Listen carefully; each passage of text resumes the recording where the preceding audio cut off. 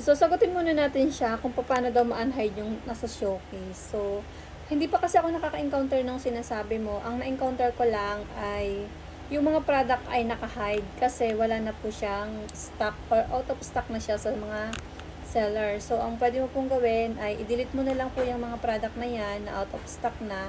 Tapos, kung yun talaga yung product na gusto mong i-promote, maghanap ka po ng seller na may stock ka. Tapos, i-add mo na lang po ulit sa showcase mo. So, yun lang guys, and thank you so much. Follow for more. Bye guys! Bye!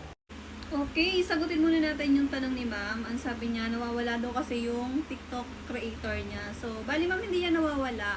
Nag-update lang si TikTok, kaya nagbago yung face ng ating TikTok creator. So, ang gagawin mo po, punta ka po dun sa profile mo. Tapos may makikita ka yan. Halimbawa, nasa profile ka na. Tapos may makikita ka po dito tatlong guhit sa gilid. Yan, sa right side.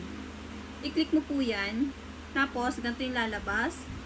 Makikita mo tong TikTok Studio. Yan. Tapos, pag na-click mo na po yan, ganito na yung lalabas. Tapos, hanapin mo po dito yung monetization programs.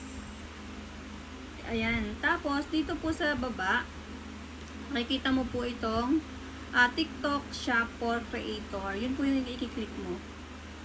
Pag yun, pinapa-update ako ni TikTok eh. Yan. Tapos, pag na-click mo na po yun, makikita mo naman po itong TikTok Shop Toolkit. Yan. Ang pipindutin mo naman po dito, itong Product Market. Product Market. Tapos yan na, lalabas na lahat yung mga product. Para mas maging madali yung paghahanap mo ng product na gusto mong i-promote, punta ka po dito sa search bar. Ayan. Tapos, i-type mo lang kung ano yung gusto mong product na ipopromote. Halimbawa, cat food.